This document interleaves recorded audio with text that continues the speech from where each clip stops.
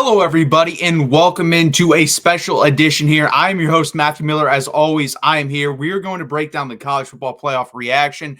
Obviously, a busy day yesterday in just a landscape of humans with college football playoff show, most importantly, and then the election. So I'm here early Monday morning or Wednesday morning. Jesus, I was up late last night. Okay, so we'll start off. What we're going to do is I'll go down the rankings. Then I'll present to you the SEC team, see if I think they're ranked correctly or not. Number one, we have Oregon. I don't think that's disputed here. I don't think anyone can dispute that. Number two, Ohio State. And then let's get to them. Number three, Georgia. So they are the number one SEC team here and number three in the college football playoff. I agree with this ranking for the simple fact Oregon, who's your number one team, and right now I don't think anyone would disagree with that. Ohio State went on the road, lost in grueling fashion, could have won that football game.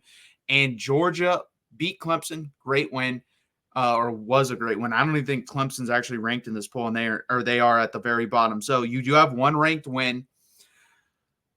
But that Penn State win is the reason why it's on the road. If that was at home, I would probably give Georgia the nod because they went on the road to beat Texas. I think Texas and Penn State, I think Texas is a better team. Obviously, I'm a Texas fan, so I'll probably be a little bit biased there, but I do think they're a better team. I think Vegas would agree with me. I think if they played on a neutral field. So I do think they have the best win, but it's close enough to where, fine, if you want to start grading losses, that's fine. But to me, guys, you should always go wins first. And Georgia has a case to be number two. They have a case, but guess what? They win this week, they'll get jumped up to number two. They play Ole Miss this week, so I don't think it's that big of a deal. Number five, Texas, and I know this is going to cause quite a stir. Indiana fans are mad. Tennessee fans are mad. Penn State, I actually didn't see many Penn State fans, but those were the fans mad most. Guys, the only team, in my opinion, that has a big gripe here, and if you wanted to rank them five, and I would disagree with it because on a neutral field, I don't think they'd be ranked ahead of Penn State, Tennessee, maybe even Indiana, is BYU. BYU actually has a good resume up until this point, and they are undefeated. And they really have only had one close game. That Oklahoma State game was close. Everything else, they've kind of taken care of business rather easily. I think they should be number five. I think Texas should drop back here, number six.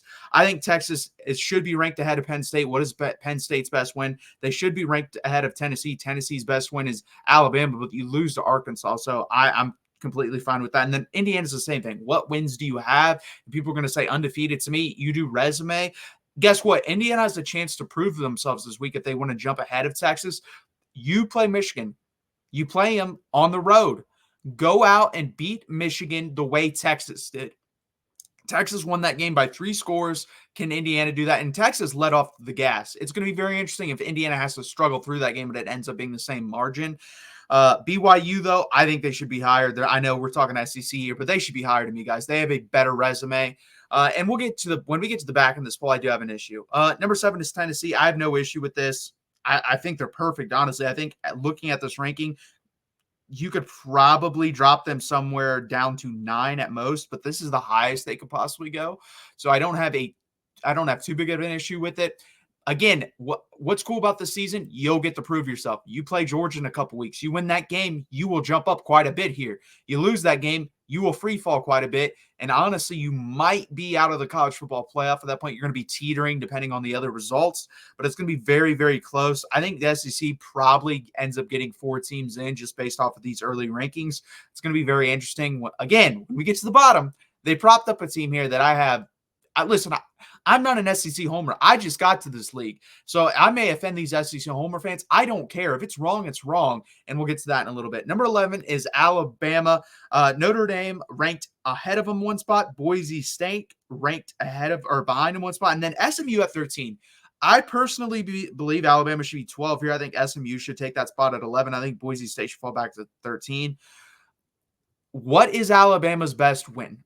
They lost to Vanderbilt on the road. I think Vanderbilt's a solid team. I think Vanderbilt ends up going 7-5.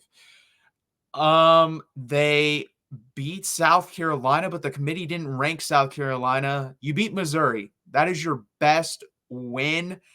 And you beat them with the backup quarterback. And I don't think Missouri's very good. Now, based off in-season results and over-ranking and under-ranking teams in the SEC, I think the 3 most overrated teams as of this moment, especially according to the committee, are the 2 teams playing each other this week, are Bama and LSU. And then the last team in the rankings, I believe, or one of the last teams is Missouri. And Bama's going to get a chance to beat one of them this week. They already beat the other one. But I don't think any of those teams should even be considered for a 12-team playoff right now, the way I've seen them play. But who knows? But Bama is number 11 right now. They're, the fourth best team in the SEC according to the playoff committee. And we'll see. They play LSU next week. And LSU talking about them, or this week, sorry. LSU talking about them, they're number 15. They come in, or sorry, I forgot a team here. I totally forgot this. Number 14, and I'll put this in right now. I completely forgot him. And this, I'm going to get so much hate for this, and say it's because of my Texas bias. It is not. I just forgot. I read right over them. Number 14 is Texas A&M. I don't have an issue with that. I think they're right where they need to be. Yes, they got spanked by South Carolina. Yes, their best win is an overrated Missouri team, but they've looked pretty good. They've beaten good football teams. They haven't beaten any great football teams. And honestly, it will take care of itself. I'm going to keep saying that when it comes down to if I want to get angry or not. If something can't be taken care of and the committee's putting in a place to where I don't like it, then I'll get angry about it. Texas A&M, if they beat Texas, they took care of business. If they don't, they won't even be anywhere near number 14. They will not be in the college football playoff. So it really does not matter, honestly. Number 15 is LSU, the LSU Tigers. It's funny, you have LSU, Texas A&M, and Ole Miss going back-to-back. That makes sense.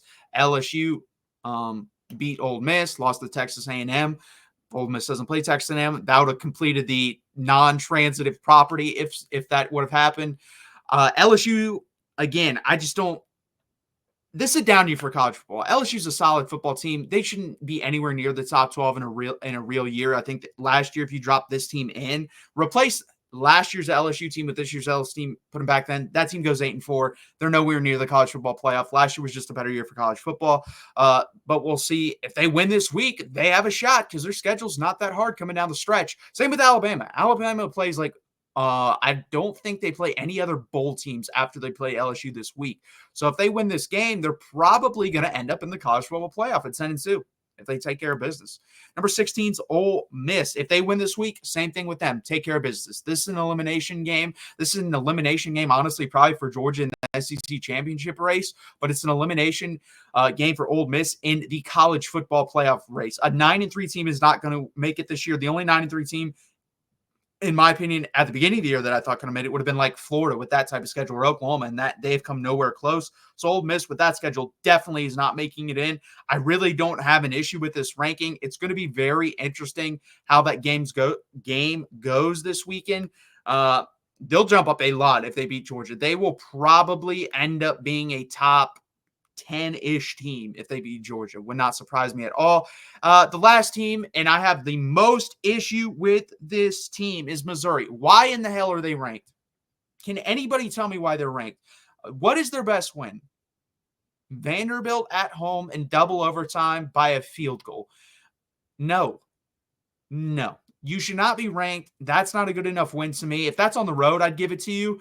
You're at home. You should have won that game by more points. I like Vanderbilt, but they're still not a great football team. Your other good win is Boston College. They aren't a very good football team. So why are you ranked? And to me, guys, this is where the committee does get into the practice of propping up SEC teams. They are ranked to make A&M, Alabama look better. That is why they are ranked. If otherwise, Alabama would be lower. Otherwise, A&M would be lower because you beat an overrated Missouri team like you should have, and Bama beat them with the backup quarterback for most of the game, and then A&M crushed them. They should not be ranked, but they're used to being propped up. And guys, this has a domino effect. This is the one that could have the domino effect because they play Oklahoma. If Oklahoma becomes bowl eligible, that helps out Texas. That helps out my team, which thank you, committee, for doing that, but they shouldn't be ranked. It should not count as such. So it does not make sense to me. We know what they're doing. They do this all the time. You see between 20 and 25, one SEC team that doesn't belong every year because they are propping up the upper end of the rankings to make them work. That is what they do. I have a gigantic issue with it. It's never going to be fixed. I will say this, it matters less and less in a 12-team playoff. And that's another reason why I've been big on expansion, because the committee matters less and less. Because let's be honest, after you get the first 5 or 6 teams right, the back half probably isn't going to win the national championship. I'd rather have more teams in just so I have less of an opinion from the committee, honestly, and less involvement from the committee. It's way easier to rank 12 teams than it is 4. And the back half of that ranking, honestly, 8 through 12 won't matter anyways, because none of those teams are going to win the national championship most likely. So it sucks, guys. I don't agree with it. I'm never going to agree with it, but it is pretty clear that's what they do. Again, guys, this has been the first edition of the college football playoff reaction. If you like it, drop it in the comments. I will come back more rested, more informed, and better video next week. I am dead exhausted from last night in the presidential election. So please hit the like button. Please subscribe down below. I really appreciate you guys being here. Thank you guys very much.